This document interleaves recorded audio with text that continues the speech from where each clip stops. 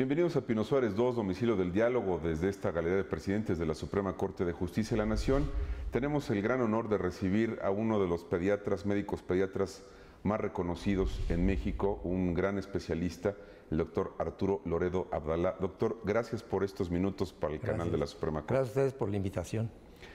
Voy a dar una breve reseña de la trayectoria y logros del doctor Loredo, que son muchos. Es uno de los médicos pediatras más reconocidos, como habíamos mencionado, uno de los especialistas más experimentados en el tema de maltrato infantil. Hay obra escrita por parte del doctor y usted coordina la clínica de atención al niño maltratado, lo cual es una labor social muy importante que hay que reconocer. Médico con más de 47 años de experiencia profesional, catedrático de la Facultad de Medicina de la Universidad Nacional Autónoma de México, también. ¿Con cuántos años, doctor?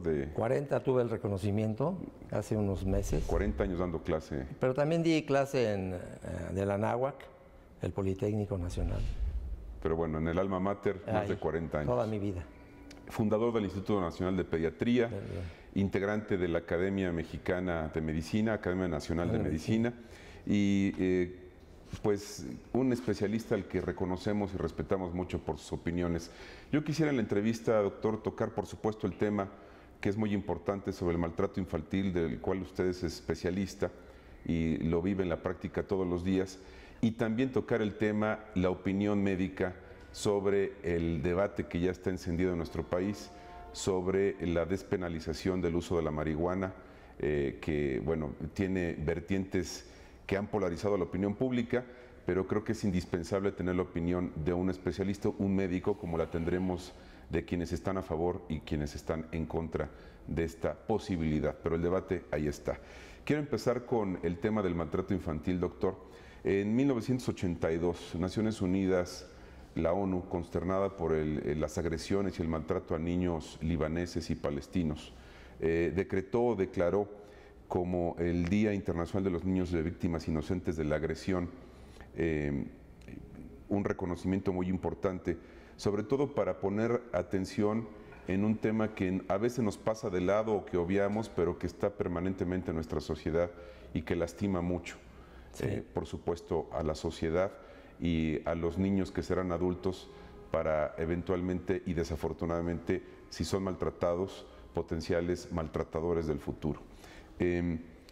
Yo quisiera abrir la charla preguntándole ¿por qué usted se ha interesado en el tema del maltrato infantil en México? Cuando me presentó, dijo especialista en la violencia infantil. Yo creo que en el estudio y la atención integral del niño maltratado, si no van a decir que soy experto en maltratar niños. Y entonces, en la atención de niños que sufren maltrato, por supuesto. En 1984, en el Instituto Nacional de Pediatría, yo era el jefe de un departamento de medicina interna, en donde veíamos pacientes con enfermedades frecuentes, pues, pero con manifestaciones poco comunes. Veíamos fiebre reumática, lupus eritematoso, artritis reumatoide. Empezaba el boom del cáncer, la leucemia. Pero al final de 84 vimos que estábamos diagnosticando niños que llegaban por otra razón al hospital y que habían sido víctimas de maltrato, y que hacíamos el diagnóstico de niño maltratado. En aquel entonces se denominaba síndrome del niño maltratado. Después nosotros lo diagnosticábamos y lo hacíamos del conocimiento de la autoridad pertinente, los enviaban al DIF nacional y bueno, pues ya estábamos ahí medios contentos o contentos. Pero después nos dimos cuenta que a los niños les iba mal, no salían tan bien como uno esperaba, y entonces viene esa inquietud de ver que teníamos que salir de nuestro hospital para ver qué ocurría. Tenemos la carga asistencial era abrumadora y no teníamos tiempo para eso, pero nos dimos un tiempito. En 1995, bueno, empezamos a publicar, porque tengo esa mala costumbre de publicar todo lo que bueno, es muy buena costumbre, sí, claro. A lo que me enfrento, para beneficio de otros colegas que no tienen la oportunidad de estar en una institución como la nuestra. Pero en 1995 el doctor Silvestre Frank, papá del anterior secretario de Salud, me invita a colaborar con él en la subdirección médica del hospital, y bueno, en esa posibilidad hubo manera de desarrollar más esta investigación, análisis de qué es lo que pasaba con los niños que eran víctimas de maltrato. En 97, a mediados de 97, se acaba la gestión por razones que, bueno, no se pueden explicar, pero decido ya no regresar a donde yo había venido trabajando 20 y tantos años. Decido formar y consolidar un proyecto que ya veníamos manejando desde antes, que es la creación de la Clínica de Atención Integral al Niño Maltratado. Eso nos llevó de la mano a conocer muchas cosas. ¿Cómo puede ser maltratado un niño? Establecer una definición de lo que es maltrato. Hay 46 definiciones en la literatura internacional y cada una tiene un enfoque diferente. Nosotros hicimos una muy pequeña que me parece que engloba todos los aspectos que están inmersos en esta problemática. Sí, definimos que era un problema médico-social legal, porque hasta entonces los médicos éramos los que diagnosticábamos y luego les dejábamos el paquete a los del área jurídica. Pero ya viéndolo desde otra perspectiva, no solamente tenemos la responsabilidad de atender al paciente, sino hacer las cosas muy bien para que el área jurídica pueda manejarlo adecuadamente. Y como es un aspecto social, tiene mucho que ver el aspecto social, entonces insistimos en eso. ¿Cómo puede ser maltratado un niño y qué frecuencia? Obviamente nosotros vemos la punta del iceberg. Lo que está abajo es muy difícil conocerlo, pero podríamos decir que más o menos el 10% de cualquier población pediátrica es víctima de maltrato. Que de 100 niños maltratados solamente uno es atendido. Esto levantó mucha ámpula. Y que del 55 al 85% de los maltratadores habían sido maltratados durante su vida infantil, en algún momento. Que el 10 al 15% de los agresores eran o tenían una enfermedad psiquiátrica. Entonces tenía que manejarse de otra manera. Tenemos que verlo otro aspecto humano para esta situación. Conforme va pasando el tiempo, va señalándose la necesidad de registrar todos los casos y entonces hay que utilizar un término de acuerdo a la clasificación internacional de las enfermedades, que es el de maltrato infantil. Hasta entonces utilizábamos el término de síndrome del niño maltratado. En otras partes se utilizaba el síndrome de Kempe, en fin, otras formas de maltrato, como para no llamar la atención con los padres de familia que estaban ahí con nosotros, porque esto levanta mucha ámpula. Claro. Cuando alguien oye que... es impactante, ¿no? Es muy impactante. Oye, está maltratado, el niño maltratado, ¿qué? A ver qué pasa. Y automáticamente, pues la responsabilidad se encamina hacia ver a los padres, ¿no? Pero claro, y sabíamos otra cosa, que las personas que estaban inmersas, la familia que estaba inmersa en esta problemática, inmediatamente sabía que nosotros les íbamos a quitar al niño. Yo no sé quién se lo dijo, que les íbamos a quitar al niño, que le íbamos a mandar al DIF y que los iban a meter a la cárcel. Entonces ya venían con nosotros a decir muchas mentiras y eso nos complicaba todo este quehacer. Aprendimos que el desarrollo de esta actividad, para primero establecer un diagnóstico fehacientemente, tiene que ser hecho con un trabajo en equipo. El médico, yo digo que debe ser un coordinador pediatra, bueno, porque soy pediatra, pero porque hay ciertas enfermedades que dan manifestaciones clínicas muy similares a los niños maltratados. Que debe tener la capacidad de concientizar a otros pediatras en diferentes áreas de la especialidad, por ejemplo, medicina crítica, urgencias, terapia intensiva, otras ortopedia, pero también el grupo de pediatras que ven enfermedades crónicas, por ejemplo, asma, rinitis alérgica, cáncer, cardiopatías congénitas, etcétera, una serie de cosas. Luego, trabajar con lo que yo llamo nuestra mano derecha, que son los trabajadores sociales. Este es un profesional que yo creo que se le debe dar más valor, porque van a la casa del niño, a ver su entorno, investigan con familiares, con vecinos, con profesores, cómo es el asunto y nos traen una información. Nosotros muy lindos en nuestra torre de marfil, sin ensuciarnos, y ellos correteados por perros, el agua, la lluvia, el tiempo, agredidos a veces. Todo de agredidos. Del otro lado está los profesionales de la salud mental, que nos deben de decir cómo está emocionalmente ese niño, cómo está la situación en ese sentido, en esa esfera, pero también de la familia. Y luego después el área jurídica. El área jurídica, que en general estaba poco informada. En aquel entonces estaba el licenciado Alejandro Manterola, que en paz descanse, y que empezamos a trabajar en forma conjunta. Al principio no, porque éramos así como el agua y el aceite, pero después ya nos fuimos entendiendo y yo le explicaba el aspecto humano y el aspecto jurídico y empezamos a integrarnos. Entonces así estaba el asunto. Luego después conformamos este equipo con profesionales expertos en metodología de la investigación. Porque nosotros estábamos, bueno, tenemos tantos casos de esto, tantos casos de esto otro, pero ¿cómo lo íbamos formando? Y ellos nos fueron dirigiendo, ¿para qué?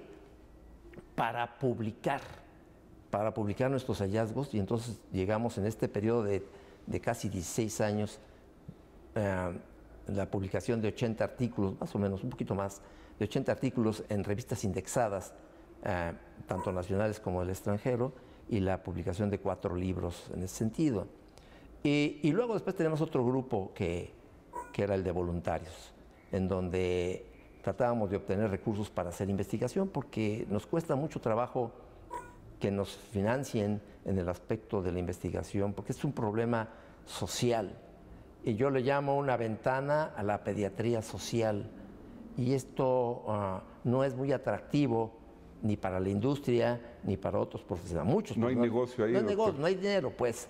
Hay puros dolores de cabeza. Social, hay dolores de cabeza, hay sentimientos encontrados, problemas. Tiene uno que tener una resiliencia, una capacidad para no involucrarse en el aspecto humano.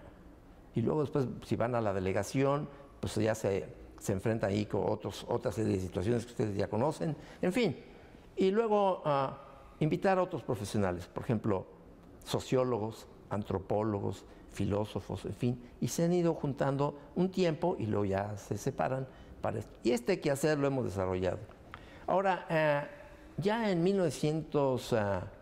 en el 2010, 2011, yo ya pensaba que habíamos hecho mucho. Habíamos publicado, habíamos desarrollado una estrategia. Fundado la clínica. Fundado la clínica, todo eso. Y yo creo que para esas alturas del partido, o sea, al principio de la segunda década del siglo XXI, deberíamos de hablar de prevención, ya nada más. Claro, nosotros hacíamos prevención secundaria. El niño que habíamos diagnosticado, lo vigilábamos para que no fuera nuevamente maltratado. Pero bueno, de eso, siguiendo, por ejemplo, 300 niños... Perdón que lo interrumpa, doctor. Sí. Toca usted un tema fundamental, el diagnóstico. ¿Cuál es, desde el punto de vista médico, de un especialista en atender este tipo de casos, la determinación de saber si un niño ha sido maltratado y qué es maltrato y qué no es maltrato, ¿no? Bueno. Qué bueno que hace esta pregunta, porque dentro de la nomenclatura que debe o como debe registrarse el caso es maltrato infantil, pero tiene 4 grandes modalidades: el abuso físico, el abuso sexual, el abuso psicológico y la negligencia. Son los 4 grandes grupos. Hay otras formas poco consideradas, por ejemplo, síndrome de Munchausen por poder, ritualismo satánico, el maltrato étnico, el abuso fetal. Y otras formas también poco conocidas o consideradas, por ejemplo, niños en situación de guerra, niños trabajadores, niños migrantes, el bullying, el síndrome de alienación parental. Eso hace que el panorama se amplíe, y por eso es que decimos que el 10% de los niños son maltratados. El diagnóstico, cuando llega, llega un niño a usted, ¿cómo determina cuál es el protocolo para saber si ha sido maltratado? Primero, ¿qué forma? Abuso físico, que es lo que más frecuentemente vemos. Golpes. Tiene lesiones. Tiene lesiones consecuencia de un traumatismo por el puño, o con un puntapié, o con un objeto, o con una cuerda, o con un alambre. Tiene lesiones diversas en cualquier parte del cuerpo. También puede ser quemado. Si le queman las manitas, lo meten en el líquido hirviendo, y entonces tiene las lesiones en guante, es decir, son muy simétricas, con límites más o menos bien establecidos. Si uno fuera así, un accidente, pues brinca, inmediatamente se separa. No tiene lesiones satélites, porque a la hora que brinca el líquido hirviendo, pues quema otras partes del cuerpo. Si es de los pies, también los meten así. Si es de la boquita, pues le meten un objeto con una papa caliente, por ejemplo, le queman la boquita para que no diga mentiras o groserías. Luego, hemos clasificado las manifestaciones en visibles e invisibles. Estas son las visibles. La voz del niño en un momento dado es la radiografía, porque la agresión ha sido tan fuerte que le ha provocado fracturas en diversas partes del cuerpo. Y entonces detectamos con este procedimiento pues, radiografías de antigüedad variable, de localización diversa, no habitual, y entonces ahí nos va llevando. ¿Qué otra manifestación visible? Por ejemplo, un embarazo en una niña de 10, 12 años. O en un chico que tiene... Es evidente el abuso. Bueno, pues probablemente es consecuencia de... A esa edad no se puede embarazar, pues, pero no es lo habitual. Y la otra es que tenga, por ejemplo, una infección de transmisión por vía sexual, como el SIDA, y entonces tampoco se explica por qué es la transmisión vertical, de que la mamá lo tenga y se lo transmite al niño, no. Bueno, pues entonces todas esas cosas son visibles. ¿Qué debemos de hacer para poder diagnosticar un caso? El médico, el trabajador social, el psicólogo y el abogado. 4 tenemos que entrarle para ponernos de acuerdo y decir si sí o si no. ¿Por qué? Porque hay que descartar los accidentes. Todos los adultos van a decir que el niño se cayó y que tuvo un accidente porque es muy inquieto, porque es muy atrevido, porque es muy audaz, porque primero, estaba jugando, ¿no?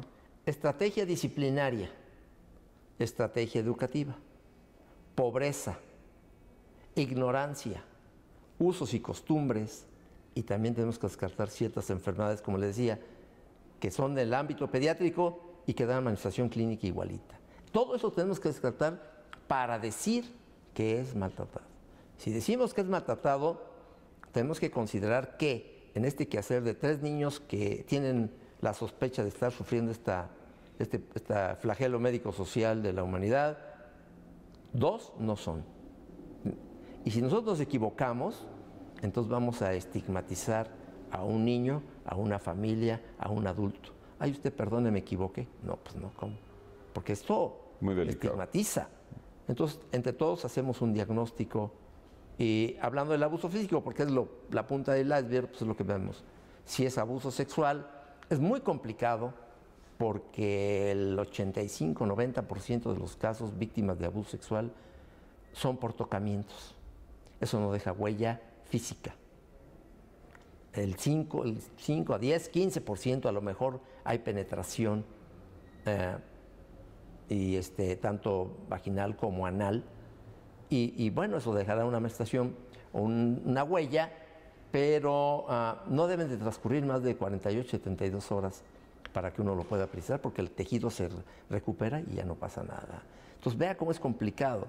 Aquí las manifestaciones emocionales que tienen los niños, el que el niño diga lo que le está pasando, el que la gente le haga caso, el que los médicos hagamos caso, entonces es lo que permite precisar un diagnóstico. Porque se tiene mucho la tendencia, desafortunadamente, decir, está muy chiquito, sí, está fantaseando, está jugando, sí, o está exagerando. Y realmente hay un caso ahí. Ahí hay que hacerles caso. Por ejemplo, de repente el niño baja su rendimiento escolar.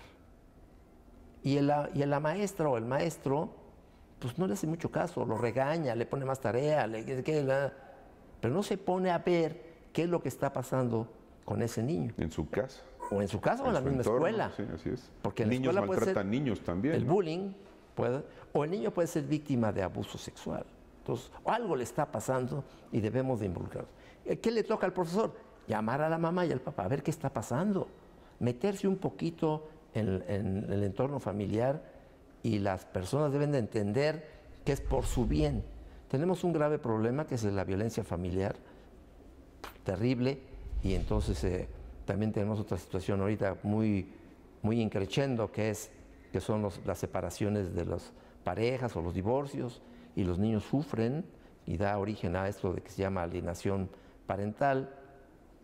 ¿Qué es la alienación parental? Cuando los papás se divorcian y entonces uno de ellos utiliza habitualmente al niño para agredir al otro. Entonces, ¿cómo empieza?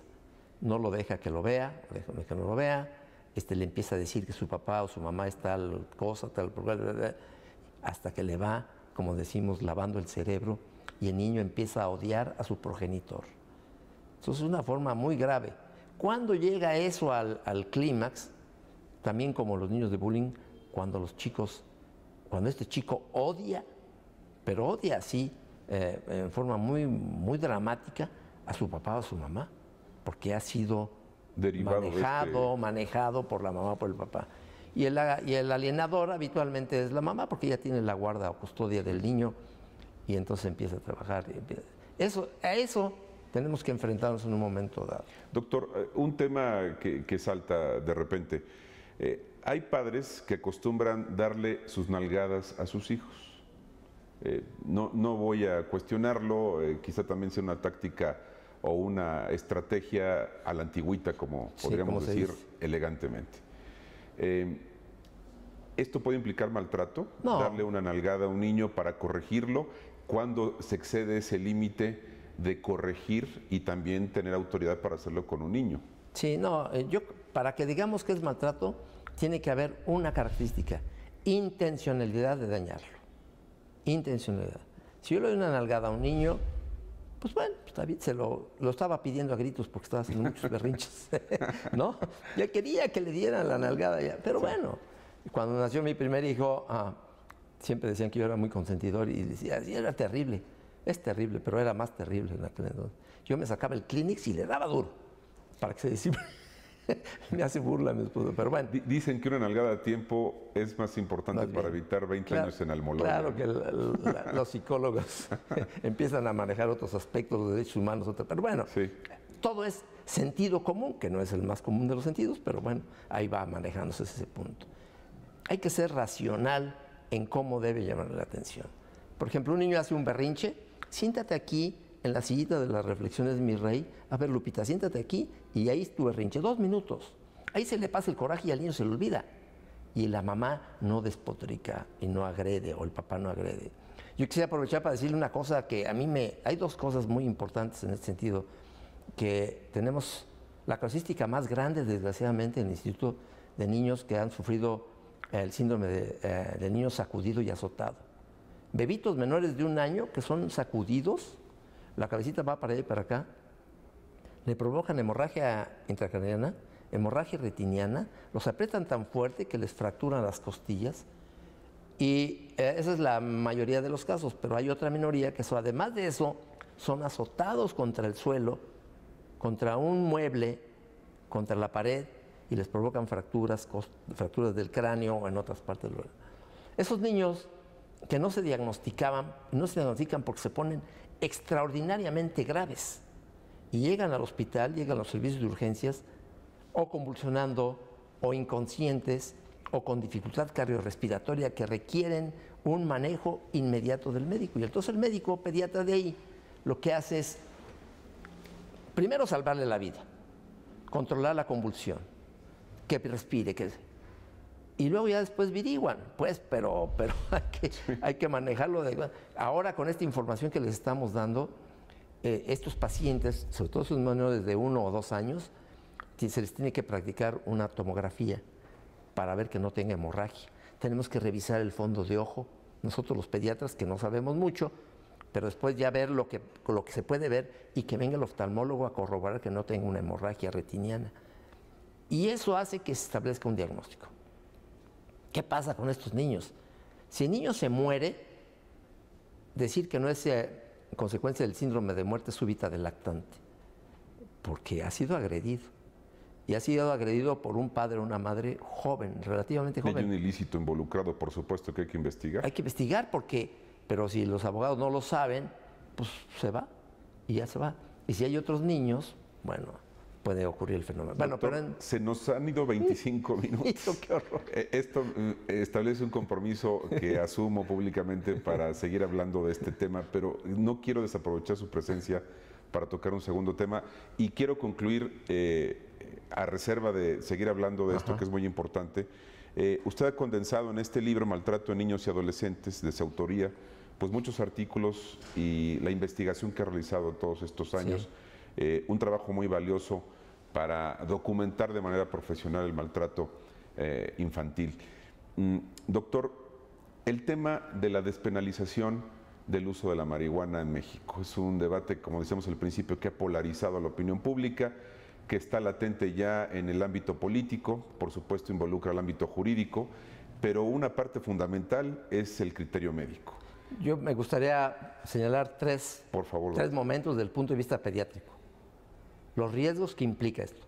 Antes decíamos que se pensaba que la marihuana pues era una droga trampolín. Bueno, para empezar es una droga ilícita. Ilícita, pues no está aceptada, entonces es una droga ilícita. ¿Qué pasa cuando la mujer está embarazada y consume marihuana? Entonces, hay diversos trabajos que han señalado el riesgo de que el niño nazca con un peso y una talla bajo, inferior a lo que se esperaba, que la cabeza no crezca lo suficiente y que eso haga que en años posteriores el niño tenga problemas de conducta, de adaptación, trastorno por déficit de atención, bajo rendimiento escolar, en fin, eso. Como es muy difícil que una persona, en este caso una mujer, nada más fume marihuana, casi siempre fuman tabaco y toman alcohol. Casi siempre van unidas las tres cosas. Entonces muchas de estas expresiones también son ocasionadas, salvo el alcohol, son ocasionadas por el tabaco. El niño nace con bajo peso y talla inferior a la esperada. ¿Y qué tiene eso de riesgo? El riesgo es de que puede ser o prematuro o que puede tener problema respiratorio o que puede tener una hemorragia en cualquier parte del organismo o que pueda tener una infección sistémica. Esto implica que o se muera o que sea atendido en un centro hospitalario de tercer nivel para salvarle la vida, en fin. Esos riesgos hay. Eso lo provoca el tabaco y por eso hemos llamado abuso fetal a esa situación. La mamá sabe el riesgo que corre su bebito si está en contacto y aún así lo sigue siendo. El alcohol produce el síndrome alcoholo-fetal, que tiene también daño neurológico, en fin, una serie de alteraciones, pero que ya están bien precisados, entonces hay que tener cuidado. La segunda, los chicos actualmente están fumando más o menos están empezando a fumar a los 8 años, están empezando a tomar a los 10, están empezando a tener actividad sexual a los 12. Entonces, todo eso implica que algo está pasando en su entorno familiar, escolar, social. ¿Qué está pasando? ¿Por qué están ocurriendo todos estos fenómenos? Y si nosotros le agregamos la posibilidad, porque es más asequible, una droga como la marihuana, entonces vamos a dañar el sistema nervioso central que se está formando, bueno, se está formando desde que nace, pero que va desarrollándose hasta los 28 años. Es la época más grave en que se puede dañar el sistema nervioso central. La mielinización, la unión entre neuronas, los sistemas de neurotransmisores que son tan importantes para la función del cerebro, y se las vamos a dañar. Entonces, la pregunta aquí, bueno, y la respuesta que tienen muchos papás es que yo fumé marihuana y no me pasó nada. ¿Cómo hubiera sido él en su respuesta social, en su respuesta académica, en su respuesta profesional, si no hubiera fumado marihuana? Entonces, ¿permitiría que a su hijo, con toda la evidencia científica actual, fume marihuana? Esa es una responsabilidad que tenemos que tener pediatras y padres de familia. Nosotros tenemos la obligación de decirle ahí este riesgo no es invento, es un riesgo. Está probado clínicamente, claro. Claro, la evidencia científica sí lo señala. Y la tercera, la que yo le había dicho, nosotros le vamos a permitir que esté en contacto con esta droga, que en general no le va a resolver su problemática emocional. Algo le pasa. ¿Por qué tiene que recurrir al tabaco, al alcohol, a la marihuana? ¿Por qué? Entonces, y ahorita ya no va a quedar satisfecho. Entonces va a tener que entrar con otras drogas, cocaína, heroína, metadona, o de nuevos diseños, como se les llaman.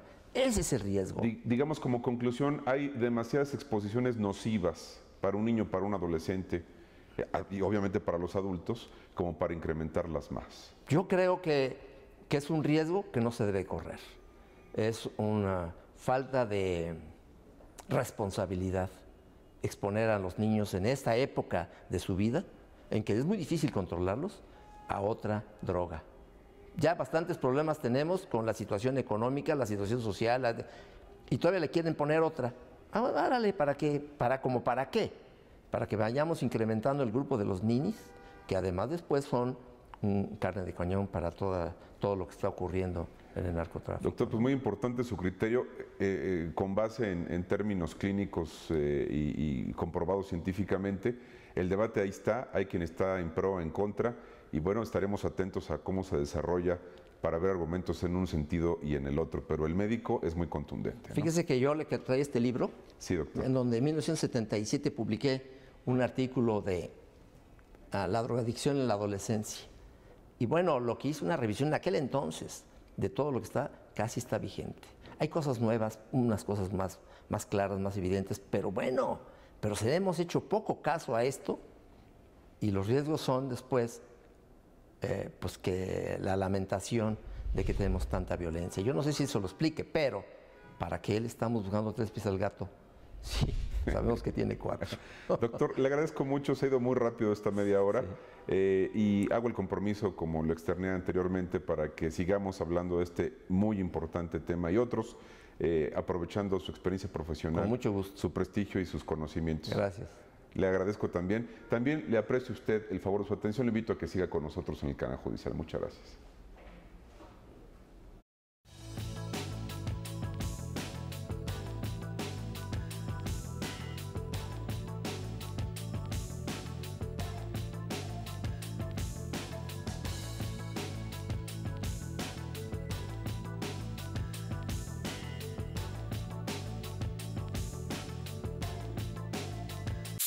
Sí.